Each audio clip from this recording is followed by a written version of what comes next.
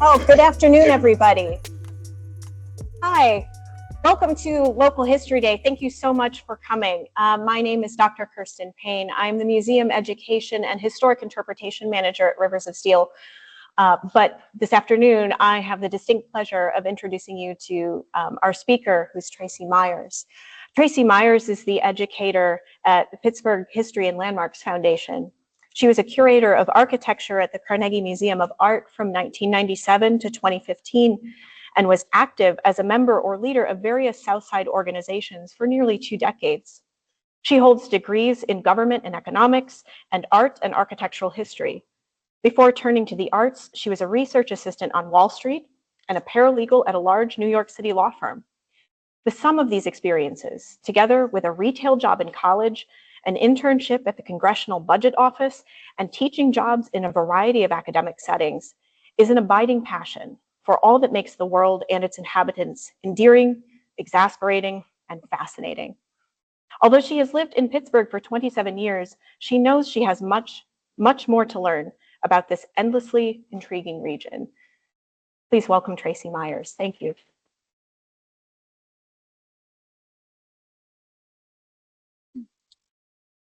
Thank you, Kristen. Gosh, I feel really old. First, I want to thank Jenny for inviting me to be part of Local History Day, and I'm so thrilled to see so many people. I moved here from New York City, and one of the things that I've loved about Pittsburgh since I came here is that people are so interested in where they live. I mean, in New York, it's a rat race. It's just hard to keep going, frankly. And because Pittsburgh is small, there are so many more opportunities to connect. And so, truly, I feel like I still have a lot to learn, but it is as the educator at Pittsburgh History and Landmarks, frankly, that I learned so much about Pittsburgh. Because when I was at the Carnegie, I was sort of focused outward, and my job started in July of 2019, and 6 months later we had COVID, and I didn't even know all the tours we do in person, and I had to switch them all to virtual. So I had to learn all the tours because I was sort of the producer, you know, the person who was making the little yellow Google dude run around the streets while docents were talking. So I feel that was really a lovely kind of, I'll call that the silver lining in that terrible cloud. But I would be remiss if I did not, Andy, I don't know if I did that or it happened itself.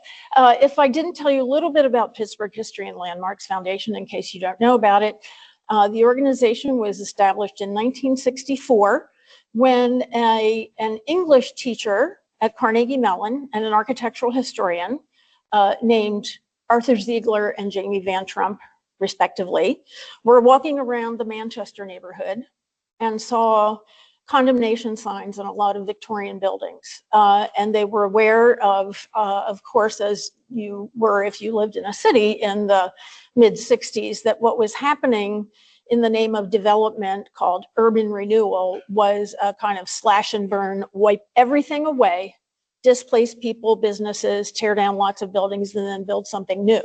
And they saw these buildings, and truly, I mean, these were men of vision because they were able to see past the decrepitude to the possibilities of these buildings, and they started the organization to save buildings. And so for 61 years, we have been using historic preservation as a tool of economic redevelopment to help build communities, renew communities, and build pride in them within those communities. Education has always been a part of our mission because we feel that the first step in understanding something or caring about something is understanding it. So this is part of, part and parcel with that mission. And I actually am, because I have a rather varied background, and I tend to look at things through much broader than just the lens of an architectural historian. I want to step back a little bit because I think, especially because of the TV show, The Gilded Age, we all feel like we know what the Gilded Age is in a way. As Jenny mentioned, there are varying definitions of the Gilded Age. I will confess that I relied to a certain degree on, some of you may remember the exhibition that the Frick Pittsburgh did years ago. I think it was 1992 or 95. It was before I arrived here, called Collecting in the Gilded Age, Art Patronage in Pittsburgh, 1890 to 1910. Lewis Mumford, who was a cultural and especially an architectural historian and critic, wrote a book called The Brown Decades, a study of the arts of America, 1865 to 1895. And I was kind of relieved when I saw that the Carnegie Library today is going with the 1870s to 1914, because it lets me sneak a couple things in that are sort of near the end of the Gilded Age. But I want us to sort of, to understand the kind of transformative extravagance of the Gilded Age, I want us to step back to understand what came before. So of course, what came before was the Civil War, represented here in a still from probably the most famous representation of the Civil War in American film, Gone with the Wind. And the Civil War killed about 2% of the population of the United States. In current, it was 620,000 people. 2% of our population today would be 6 million people, so imagine that. Business and economy were devastated. The agricultural economy of the South, of course, is kind of what led to differences of opinion and the perceived Northern assault on the plantation and slavery economy of the South. They were pretty devastated. The North's economy had already been industrializing to a certain extent, and this made mobilization much easier. So there were trains, you could get material to where it needed to be. And industrialization expanded during war, as it always does. Construction virtually ceased, at least public construction, and a lot of public buildings were diverted for military use. So, it was a pretty grim situation. And the image on the left is the first edition, the original edition of Mumford's book. Which is interesting, if you think about what images mean, the one on the left is meant to telegraph a sort of modern aesthetic, and to suggest by association that Mumford is taking a modern look at this period of time. The one on the right appears to be, it's a much more it's graphic, it's a historical kind of image. But if you, yeah, oh good, they're pretty big up there. You see what is probably a train station, and you see a trolley at the bottom there. You see a crowd of people. And so it's kind of a representation of urban life in this period. Mumford analogized US history to a cycle of seasons. The 17th century, he said, was the long winter, a sturdy battle with the elements. The 18th century, he called, quote, the slow spring, the country made ready for the new political system. 1830 to 1860 was a moderate cultural efflorescence, especially in literature. Think Walt Whitman, Henry David Thoreau, Herman Melville, and others. The Civil War, he felt, represented the fall, and for obvious reasons. And the postbellum era, he considered to be an opportunity to, for the country to blossom again. And I'm going to read to you at a little bit of length, because I think Mumford writes beautifully, and he really puts us in the frame of mind to imagine the massive changes that took place after the Civil War. He says, the Civil War shook down the blossoms and blasted the promise of spring. The colors of American civilization abruptly changed. By the time the war was over, browns had spread everywhere. Mediocre drabs, dingy chocolate browns, sooty browns that merged into black. He acknowledges that people were, understandably more concerned with industry, politics, economy, during the Civil War than histories that up to that time had that histories up to that time had thoroughly investigated these industrial and financial histories. And what he's really interested in is culture. He also acknowledges that they are the most important matters. But he says, while these changes were no doubt as important in their total consequences as the abolition of human slavery, the most visible transformation of all has been forgotten. The nation not merely worked differently after the Civil War, the country looked different, darker, sadder, soberer. Dead men were everywhere in memory and spirit. And he goes on to say, eventually, society was adapting its coloration to the visible smut of early industrialism in the new coal towns. The national banner itself, after a few days exposure to the air, changes its red, white, and blue to brown, gray, and black. So this real sense of brownness is a culture, it's a dampening. I mean, I think it's easy for us to imagine now that we've gone through COVID. Everything shut down. Humanity sort of shut down. And so what follows is, as I said, quite remarkable. Here's page 2. Let's see, it's page 3. What happened to page 2? Probably follows page 1, huh? There we go. So what makes the Gilded Age possible?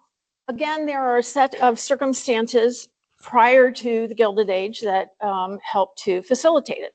One is incorporation.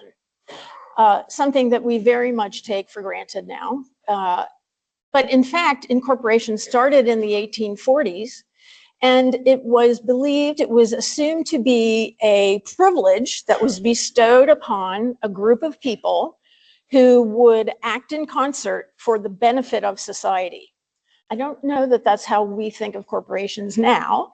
And in a business sense, it literally is a group of people authorized to act as a single entity. People own the company. Historically, corporations have been established through the issuance of stock. That's how they raise capital. That's how they raise the money to do what they do. This was before venture capitalism, of course. And almost as soon as corporations started growing, there was a critique of them. So what you see here is that they're great cartoons, as there always are in societies where there is big change and people feel like their way of life is threatened and they feel like maybe they are not getting a fair deal. But here you see the octopus. It's a common image at this time. It says corporate greed, all for ourselves, nothing for the public. And what you see here are names in particular of railroads. The Central Railroad of New Jersey, the Erie-Lackawanna Western Railroad, New York Central, Pennsylvania Railroad, New York Lake Erie Railroad. The railroads, you might know, were the kind of the apotheosis of corporatism, beginning in the 1840s, 50s, and through after the Civil War. There was a lot of corruption. There was a huge amount of money to be made, and one of the big beneficiaries of that was the steel industry. After the Civil War, the restrictions that evolved out of the war dissipated, and the number, concentration, and power of corporations exploded. So in 1840, there were fewer than 20 millionaires, the biggest beneficiaries of incorporation. In 1880, there were more than 100. So you can see that all this wealth is going to go somewhere. Another element of the Gilded Age is innovation, both as a cause and effect of incorporation. In the 1880s alone, and I must acknowledge the excellent little pamphlets, timelines that accompanied the catalog of the Frick Museum's, the Frick Pittsburgh's exhibition on the Gilded Age. Here were some of the firsts, just in the 1880s. The wireless telephone message, photographic reproduction in a newspaper, practical electric lights, in other words, ones that didn't explode, synthetic fiber. We probably think of that as very much a 20th century invention, but it wasn't. The skyscraper, and we'll see some of those. And other inventions included the steam turbine, which allowed for acceleration of production, which is, of course, necessary to an industrial economy, single-cylinder engine for a car, coated photographic paper, the Kodak box camera, and the electric motor. And all of these things, not only, in addition to doing what they were meant to do, they sort of collapsed the sense of time and space, because now you could get a message to someone faster. It's kind of like the internet has collapsed times and space for us. You could take a picture and have it printed and mail it to someone. And so life is speeding up even as it's becoming richer. And then industrialization takes command, sort of the third big factor, which is a combination of the two above general phenomena. And things like improved communication. You didn't have to send a letter from New York to San Francisco. You could use the telegraph or the telephone, even the telephone. The technological advancements, new steelmaking processes, for example, and a large and growing labor force that was both a function of rural immigration to cities and immigration from other countries. In 1869, the Transcontinental Railroad is finished, which created a national market. And government support through policies like high tariffs on imported goods and land grants for railroads meant that the country was in a way collapsing at the same time that it was exploding with new opportunity for goods, for travel, for even something as simple as reading the newspaper. So what are the architectural manifestations of this? Why is this picture here? That is a factory. Oh, I have to tell you, it's the end of the tour season for Pittsburgh History and Landmarks Foundation. I'm a little fried these days. But so this is actually the inside of a factory, which is, you know, a kind of a slightly romanticized image. You don't see any dirt. But this is the other side of the coin of, you see in the water up there written hard times, the beneficiaries of industrialization, of the efflorescence, you might say, generally, of means of production and things to make, certainly benefits some over others. So I'm doing a very selective, I mean, the Gilded Age was obviously, it wasn't gilded for everyone. And we'll see that in, you know, the things that survived are those that were owned by the people who had the money. And so it's hard to find images that really illustrate kind of the underside of the Gilded Age. And I can't show you everything. So this is sort of a selective walk around town. So this is actually okay,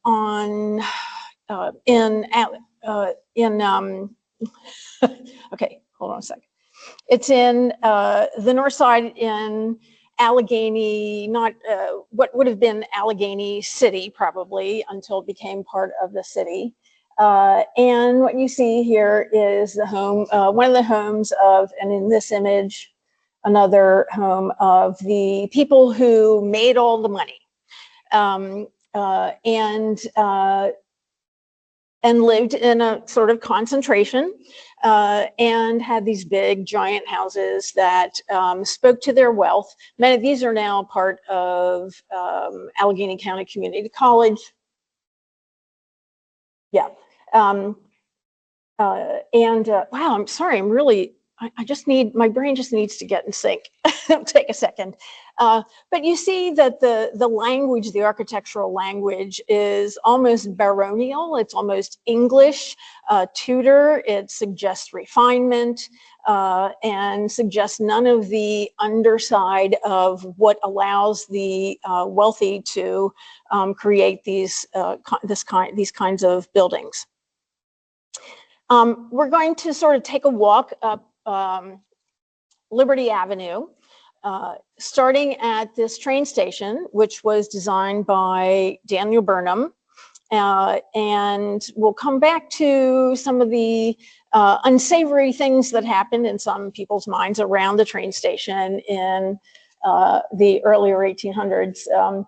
But here you see a sort of expression of the idea of entering a city. Pittsburgh is kind of hard to enter because of the rivers, but this, because the train comes down and comes into, in the old days, actually came into the station. Now it's kind of a hovel underneath what is called the Pennsylvanian. You see this very striking building with all the usual historical gewgaws of this period, and it's meant to suggest a sense of arrival as you come into the city. The interior, the building is shaped like a donut, like a square donut, by the way. It's building on the outside and then this space on the inside, so you have this beautiful skylight. And this would have been the receiving the passenger area in the old days, not like the hovel you go into now. Appropriately majestic, because coming to the city was meant to suggest a kind of regal entrance almost. There was this true sense of arrival. And oh, I don't have a pointer, but in the carbuncle on the front of basically what is basically a skyscraper, on the inside you have, on the four pillars, you have the names of the main cities served by the Pennsylvania Railroad, and then this beautiful shot. I don't pay for images, so Alami is where I stole this image from, so I'm just going to say that up front. So then you go up Liberty Avenue a little bit, and you encounter Pickering's, a big furniture store, which now looks like this. I'm sure many of you are familiar with it. So you're starting to see the commercial accompaniments to the evolution of a major city, and to supplies companies that both serve the railroads, that serve the public by allowing them to become acquisitors, consumers, in other words.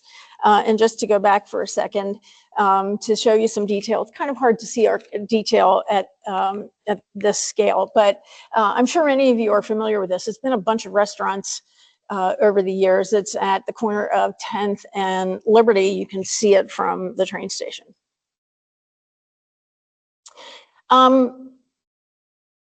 Up the street a little bit, you would encounter three buildings by an architect named Charles Bickle. Let's see, I'll show you those today. There were actually, this is the building here on the right. The building in the middle, all three of them were designed by him. The one in the middle was torn down at some point. But you see these majestic structures that are meant to suggest that Pittsburgh is a major city, and it really was. I mean, there was a time when, now I don't know if this is true, but I believe it. I'm just, because if it's not, it should be. And so I'll tell you this story.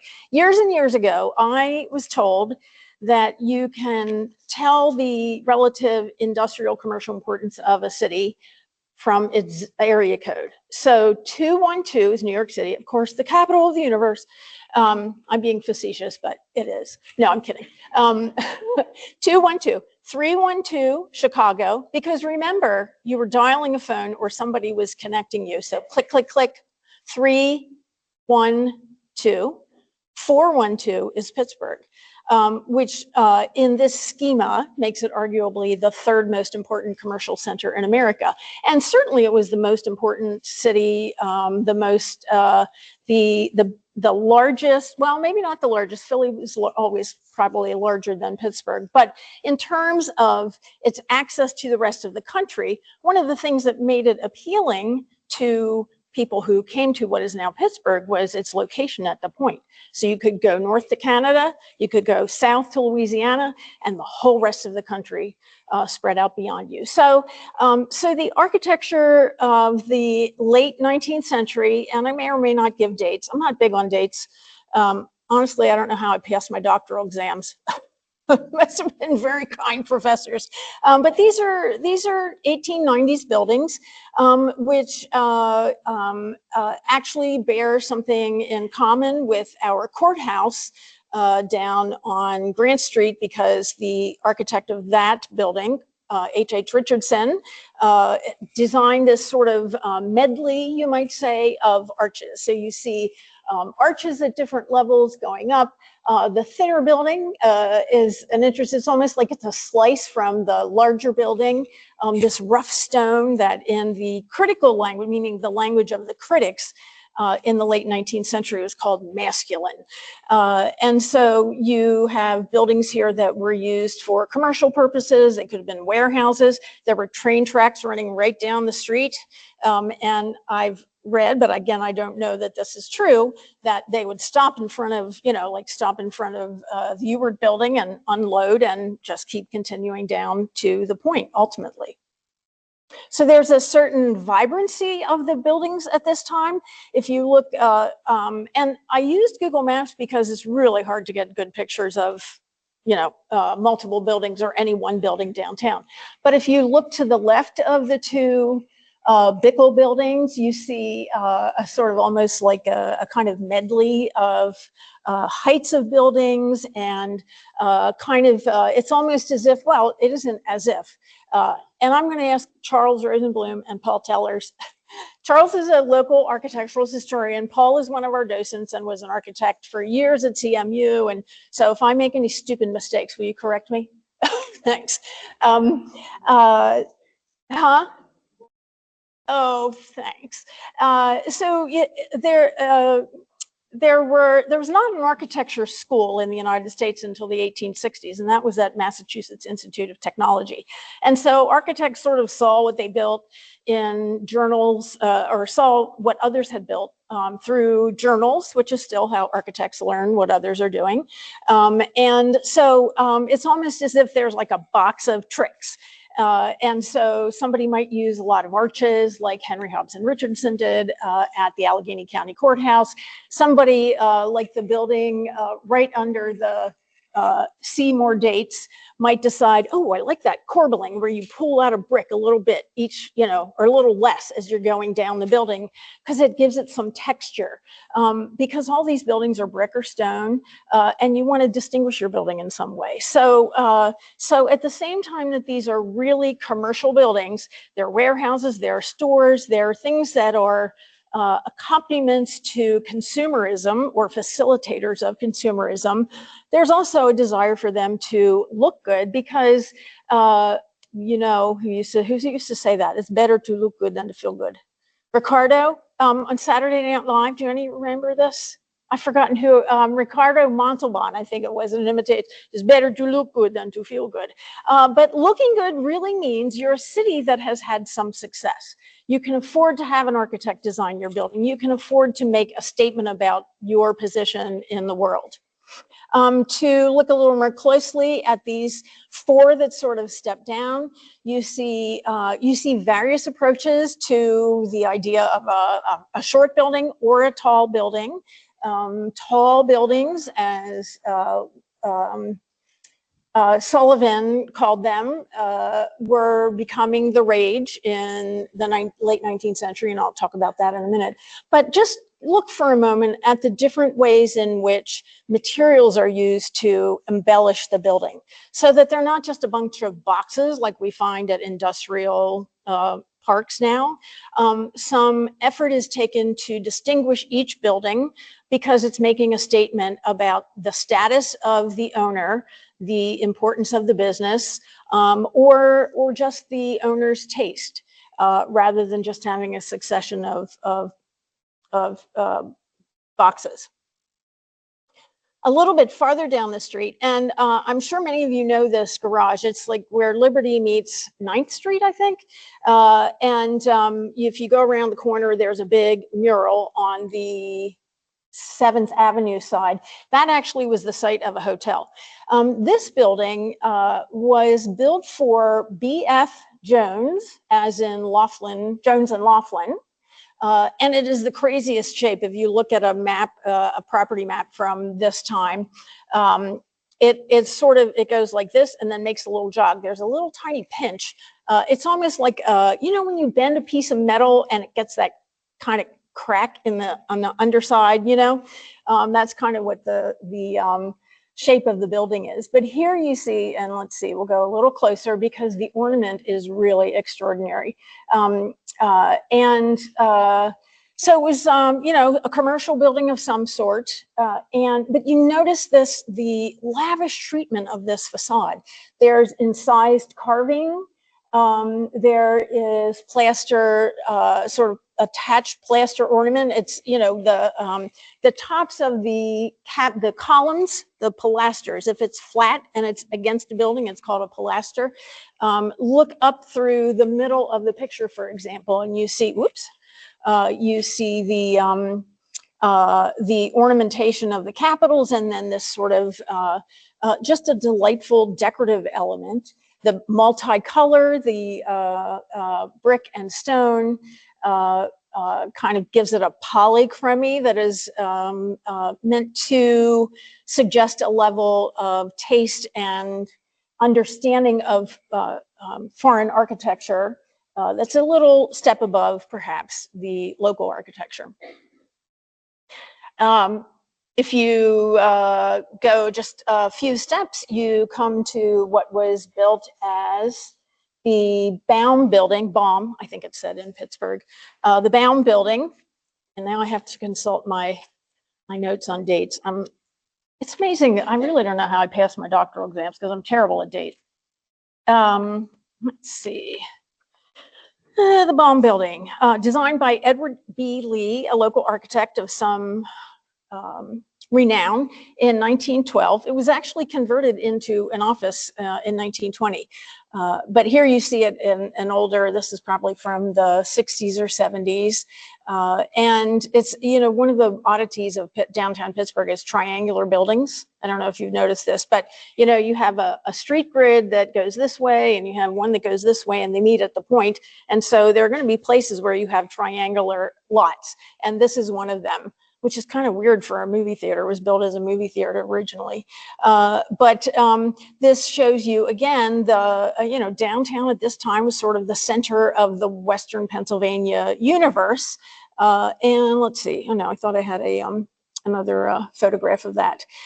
So there's time for, you know, there's lots of work to be done, but there's also time for entertainment. There were,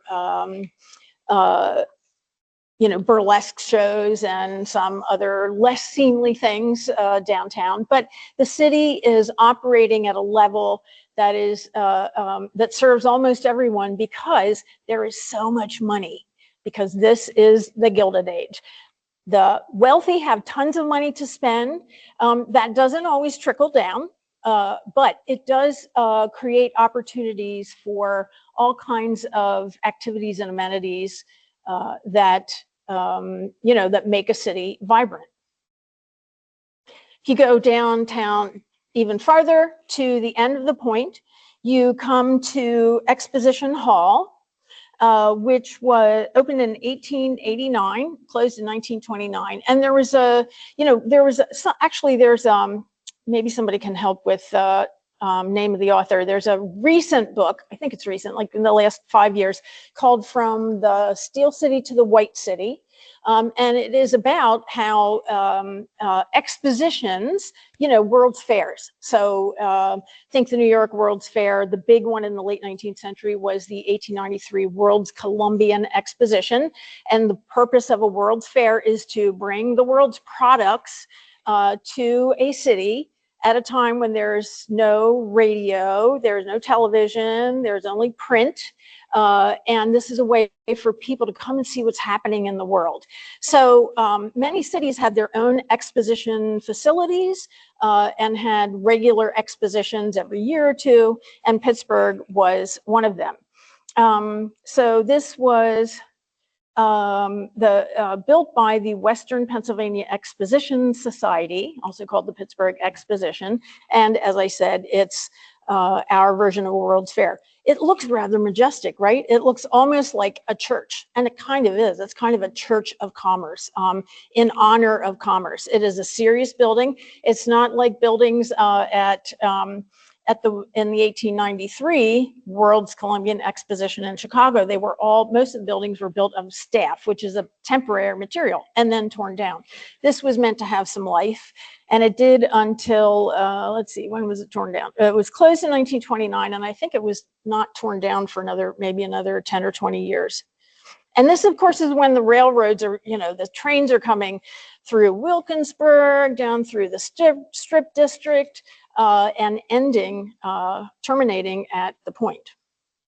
This is the Hippodrome, which was like a race car space. And you can see maybe that it's built mostly of glass and metal. So it's a very modern aesthetic. This kind of building had been completed in England in the 1850s. So again, it's a way for the city to show that it is modern, it's progressive, it has goods to show and to share, and it should be perceived as such. And this is the interior. I mean, it looks like, you know, if any of you ever have been to a World's Fair, it's probably very much the same thing, but a little more elaborate. I mean, now if you go to a trade show, it's just like, you know, demountable panels. Here it's like small buildings within a large building. So now we're down at the end of the Point, and I said I would come back to the Pennsylvania Union Station for the Pennsylvania Railroad. I'll do that in two contexts. One is in the context of train companies. I mean, this is the invention of railroad and the completion of the Transcontinental Railroad in, does anybody know what year? I wrote it down somewhere, but I can't remember. I'm going to say it was before, I think it was before the Civil War, but the connection of the country from one side to the other, and the country at this time was probably like 35 states. It wasn't until the 1890s that about 6 or 7 states were added became official states of the United States. But trains were probably there was no industry at that time that was more important than trains, because they made all the commerce that led to the wealth of the 1% or the 0.01% or whatever they were, made that possible. And so here you see the Wabash-Pittsburgh terminal, which was completed 1903 to 1904. It's the street address is 410 Liberty. So let's see, what would be there now? I guess maybe the K&L Gates building is in that area. And you can see this very sort of decorative approach to architecture, lots of little finials sticking up the building, off the top of the building, lots of decoration. I should have brought a pointer, but if you look in the central part, sort of the rounded part, and look down, you can see a lot of ornamentation. I mean, this was the glamorous way to travel. There were no airplanes, obviously. And so a train station was, it was kind of the sign, something this majestic was the sign that your city was important. And Pittsburgh had not 1, not 2, not 3, but 4. So there was the station I showed you earlier, now called the Pennsylvanian, it's apartments. The Wabash Pittsburgh terminal was torn down in, let's see, what year? Do I have the year? Ooh, hello. Well, another interesting thing about I think it was torn down in the 50s, probably in the 50s. Sure.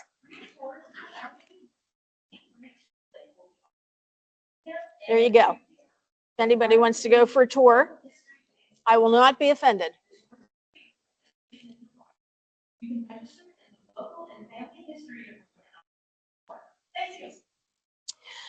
The Wabash Terminal is one of the many buildings downtown that were demolished to create Gateway Center.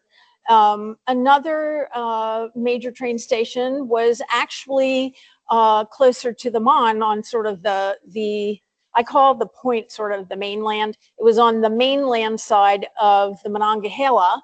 And here you see it in a period photo. This was the Baltimore and Ohio Railroad. So all these trains are coming from all over the place, passing through Pittsburgh. And if you live on the south side, as I do, you know there are still lots of trains. And I guess they go through, well, one goes through the park in on the north side, but here's a glamorized postcard of it. This was designed by a Philadelphia architect called Frank Furness, and again you can see that no cost is spared in the creation of these sort of paeans or homages or monuments to both train companies, the train companies that commissioned them, and also to the cities they served. So now we're down on the Mon, and in the before the what is that, Fort Pitt? That's Fort Pitt Boulevard, slashed along the river and necessitated. Well, didn't really necessitate demolition of any buildings, but some of you might know that there was a time when boats came right up onto the land. There was almost like a beach on the Mon, and boats would come right up, unload their stuff for distribution across the city. There are some great photographs of that phenomenon. And the buildings along what is now Fort Pitt Boulevard were designed to serve that kind of commerce. And one of them is called the Conestoga Building, which you see here, which was designed by Alden and Harlow in, let's see, 1890. You should start to get a sense that the companies who created buildings were trying to say something about their status in the world. It wasn't necessary for the owners of the company to commission one of the top firms in America. Alden and Harlow were the successor firm of Longfellow, Alden and Harlow. The two firms designed these two buildings. The one that faces Schenley Plaza was designed by Longfellow, Alden and Harlow, 1895. The 1907 building, which faces Forbes Avenue, was designed by Alden and Harlow. The same company is building these lovely structures for companies. And these would be, they could be used as warehouses, or, they were essentially like shipping clerk offices. But the company that commissioned it did not want to have something, first of all, didn't want to have something kind of bland right on the river, because, branding, even though they didn't call it that in the old days in the 19th century, it was still a thing. It's a kind of instinctive thing we do, like, oh, look, he's wearing Dolce & Gabbana. So the fact that the company commissioned a high level or a sort of a top drawer architectural firm to design something in what would have been considered contemporary at that time, despite all those arches at the top, that was contemporary then. This is saying something about the economic status of Pittsburgh at this time in the Gilded Age. Another example on Wood Street are the two buildings commissioned by the Hartje brothers, who owned a printing company. And what's kind of interesting about this, historically, is that there are two buildings there that are sort of fraternal twins. The first one is the one on the left, built of some kind of stone. You can see, if you look closely, you can see, for example, on the second floor, there's a little more ornamentation on the building on the left than on the building on the right. One was constructed in, 1897. These two were done by Charles Bickle. He did a lot of work in Pittsburgh. And the one on the right was completed 5 years later. So their company was growing. They made all kinds of paper for commerce. They made twine. I don't think they made what we would call copier paper now. But it's interesting to see, again, this is a company that's making something very pedestrian, paper products that you might not even think about, but it is projecting this image of good taste, of success, of aspirations. And on the side, as you turn the corner, you see that it's actually quite, a lot bigger than you might have thought. So now we're at the intersection of Wood and the Boulevard of the Allies. And we're gonna go over a block and go to 4th Avenue, because 4th Avenue, what was once called the Wall Street of Pittsburgh, is sort of, the mothership of the manifestation of Pittsburgh's wealth in the Gilded Age. This kind of map is called a Hopkins map. And what it shows is the buildings that existed in the city, or could be Allegheny City, aka the North Side. Different cities have different versions of this. They have a different trade name because somebody else started the company.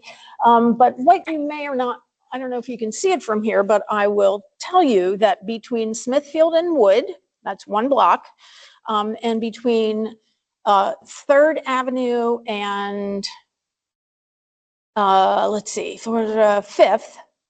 No, Forbes. Forbes is before, yeah. So you see 4th Avenue listed here. To the left would be 3rd Avenue. To the right would be Forbes Avenue. And you see a lot of buildings devoted to finance of some sort.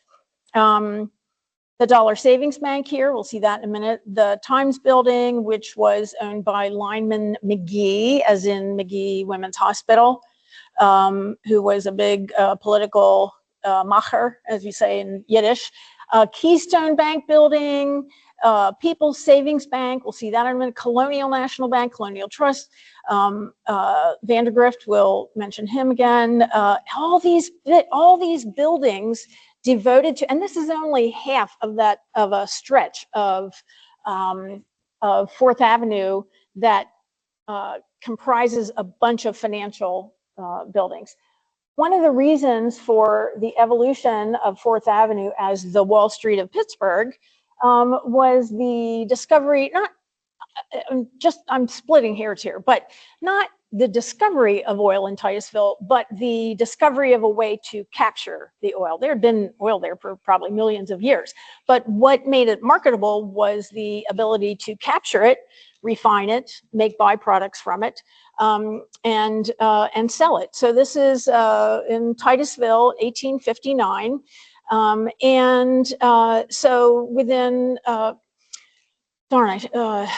can't conjure. So I'm going to say that between after the Civil War, of course, between 1880 and 1910, a couple dozen buildings were built on this street, and in an even narrower period were the majority of those buildings built. So on this street, now we're at Smithfield Street and 4th Avenue. You'll find Dollar Bank, which was that's the central part. That was designed by a guy from Philly named Isaac Hobbs in 1871. And look at all this ornamentation.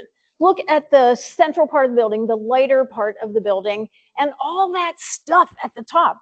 And it's really, in a way, if you've ever watched shows about Westerns, you know, they're false fronts buildings that looks like there's a whole town, and it kind of looks like a false front. It is in some ways very audacious until you realize that it's the dollar bank, which has always been sort of devoted to more to the working person. It was the first bank to allow African Americans and women to establish bank accounts. Women couldn't even get their own credit cards until 1974. So it was pretty radical. So this is the original building, and then the wings, and you see these domes above were added in 1896, I think it was. I will tell you, there's a great little heritage museum in the bank, and if you ever find yourself at 4th and Smithfield, you should go into it because they have lots of old business machines, and it's a really interesting place. So 4th Avenue, you know, we have a whole tour just of 4th Avenue, but I'm just going to show you a couple things to give you a sense of the scope of the kinds of buildings that were built. These are two small buildings closer. They're kind of across the sort of catty-cornered a little bit from Dollar Bank. On the left is the Industrial Bank. Back to the Paul. You remember who designed this? I don't. Charles, anybody? I can't remember who designed the little one on the left. It's called the Industrial Bank. Yes? Oh, right, yes, Charles Bartberger, thank you. And the one on the right with the columns was designed by Daniel Burnham, the same guy who designed the Pennsylvanian, the Union train station for Pennsylvania Railroad. These are what I think one of our PHLF's early historians came up with this term, oh my gosh, it'll come to me. Swagger bank, thank you, Paul. A swagger bank, meaning it's a little stocky building, but it really packs up an architectural punch. There's a lot of architecture in these little buildings. And these are the one on the right by Daniel Burnham has all the markers of a bank. It is inspired by ancient Greek temple design. So you have this triangular thing called a pediment. You have these columns, which look very sturdy. And those things are meant to give you a sense of confidence in the corporation and make you want to put your money there. The building on the left, the Industrial Bank,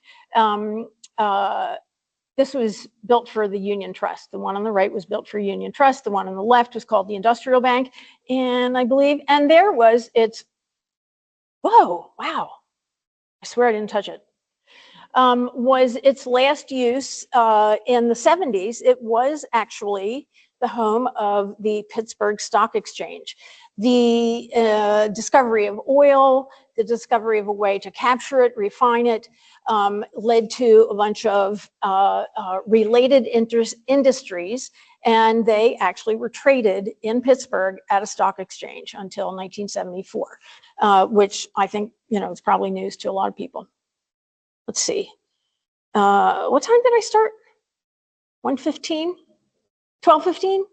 Okay, I think this will be a kind of interesting place. It might be where I did stop, but the kind of, I put this together kind of in my sleep because it's been a really busy couple of weeks.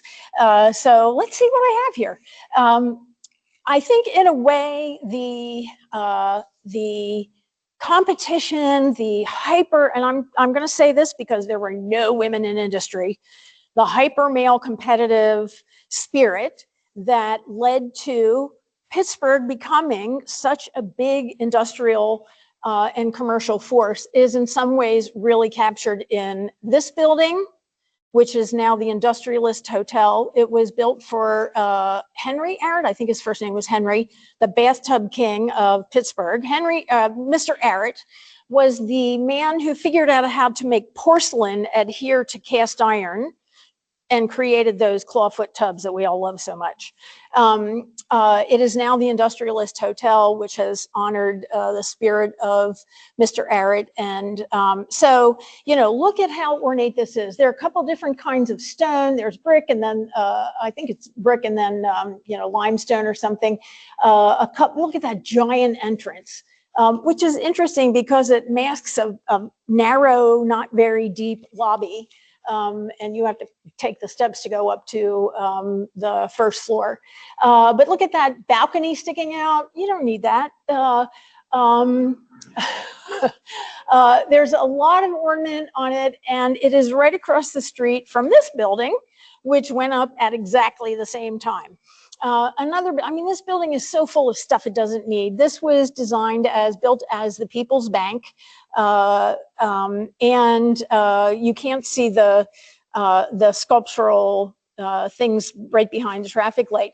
But again, look at the articulation. Like, that's what architectural historians use to describe just sort of the way things are laid out. The first couple levels, like this powerful sort of alternation of receding and protruding elements. Again, you have you have a balcony up there. You have, if you look up, you see these bits of stone that seem like brick sticking out that seem totally random, because they serve absolutely no function. These buildings were going up at exactly the same time, and one can almost envision their commissioners saying, "Oh, Mr. Smith, I've forgotten, Mr. Arrett saying, oh, look what he's doing over there. Okay, we're going to do this." This sort of competitive spirit, the competition to create the architectural monument that most lavishly symbolizes the wealth and the success of the city and these men at this time. Couple last things. There you see them across from each other, and it's a pretty compelling image when you're walking down the street. The last, I feel like I have to talk about this. So this is the Frick Building on Grant Street.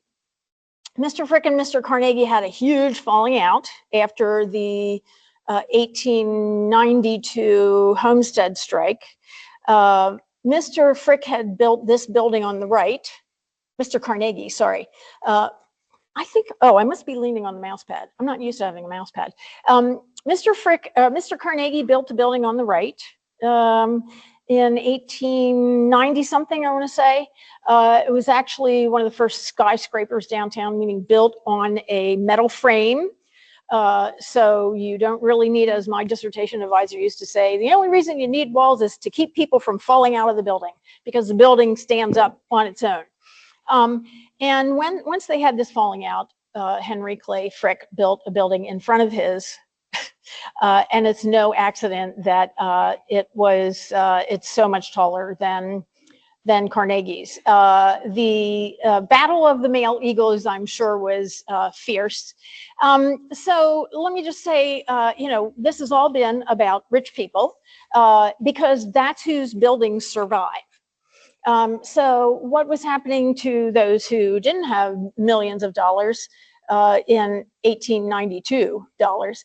Well, this is called the Harvard, Yale, Princeton Club, although now they're soliciting people who went to any school. So you too can join the Harvard, Princeton, Yale Club. That's one view. This is, so you see it's right next to / behind the Alcoa building. Simple, fairly simple little brick building. But this was actually, housing. When it was built in, I think it's 1892. And so there were, still people living downtown at this time. People who worked in factories along the Mon obviously lived in not great conditions in those towns. And to come back to the Pennsylvania Railroad station at the corner of Liberty and whatever that is.